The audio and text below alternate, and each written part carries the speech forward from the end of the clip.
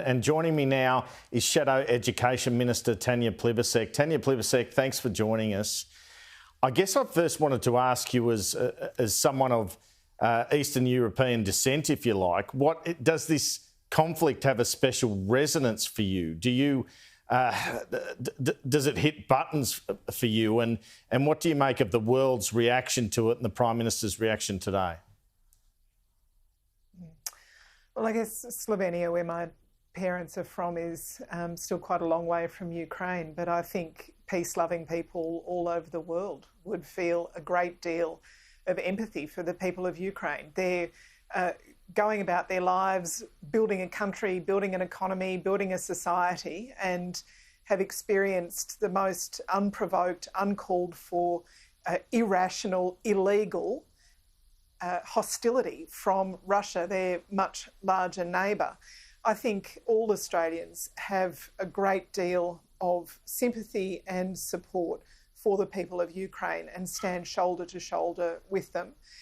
Labor has supported the Prime Minister's announcement today of further aid for Ukraine. We have asked for more detailed briefings. So far we've got the information that he has made public through the press conference and so on. We would like more detailed briefing about the sort of assistance that will be offered and how it will get to the front line of this conflict.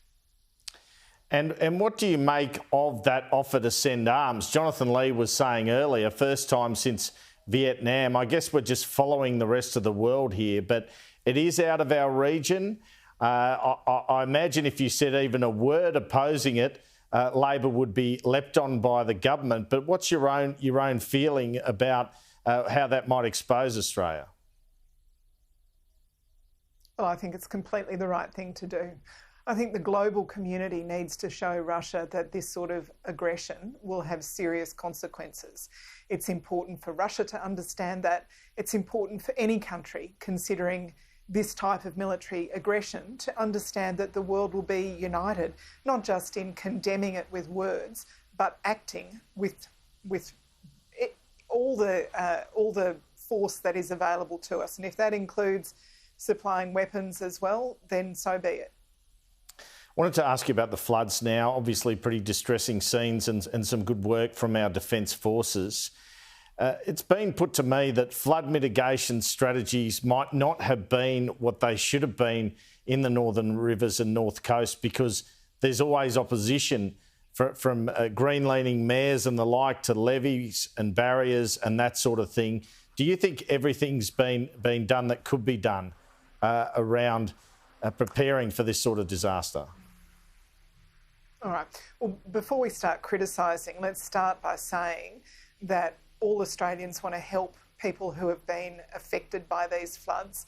Our sympathies go most particularly to the families of those who've lost their lives, but you see from your own reporters' excellent work on the ground there the catastrophic impact of these floods, people's homes, people's businesses, people's farms, public buildings, all underwater. This will be a massive clean-up job. We need to concentrate right now on rescuing people in the first instance and then cleaning up the devastation afterwards. There are things that we believe the government could do more than they are doing. I remember I had the Human Services portfolio during the 2011 Brisbane floods, and we had people from Centrelink on the ground as quickly as we could, making sure that people who were affected could get access to emergency payments to, buy nappies for the kids and medicine for themselves. It is important to get emergency assistance into people's hands as quickly as possible and not to be relying on or expecting people to do that online. It's been suggested that people have to get online to get that sort of assistance. Well, that just, defies common sense given how difficult it is for people who don't have a computer, don't have a phone, maybe don't have power at the moment. We need to make sure that the just over $4 billion that the government has set aside for emergency relief during the bushfires is actually spent. And the government set aside more than $4 billion, closer to $5 billion to help after the bushfires. We haven't seen a single cent of that spent. In fact, that money's been gathering interest to the tune of about $700 million. So if that money is not spent during the bushfires and at a time of catastrophic flooding like this to help people and help communities, you really have to ask what the government is thinking. You also mentioned flood mitigation.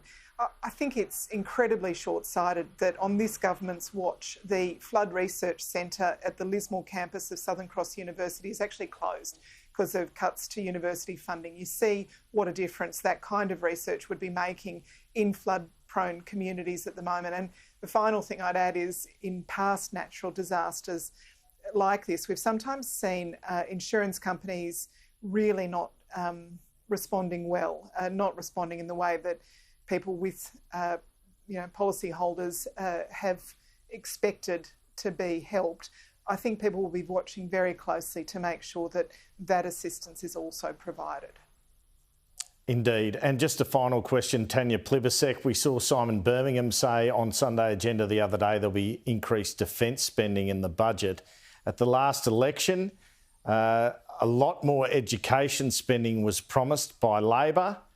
Will that be, as Shadow Education Minister, will that be occurring this time round? Will we see billions more promised for education? Well, Labor has also said that we want to make sure that Australia is safe, that we invest in the equipment that our defence forces need to keep us safe. We've got a government that, instead of, the old saying, talk quietly and carry a big stick, we've got a government that talks a lot but has left us with a capability gap, particularly when it comes to our submarines. So we do want to make sure that we see continued investment to keep Australians safe. And at the same time, we've made some very important announcements about education: 465,000 free TAFE places, 20,000 extra university places, cheaper early childhood education and care, cheaper childcare for 97% of families who are using the childcare system. And we've also said that we'll work with the states and territories to make sure that every school is properly funded over time. We've got $440 million that we've set aside to help our kids bounce back from COVID. That's help with things like school psychologists and so on, but also rebuilding our schools, making sure they've got proper ventilation, covered outdoor learning areas, the sort of school environments that are safer for kids and teachers. Sure, but more spending on top? Will there be more big spending, Gonski type funding that was promised last time? Will we see that? Andrew, we've made really significant investments in education, in TAFE, in universities, in schools, in early childhood. You can't just say, yeah, but what comes next? It's what have the Romans done for us lately?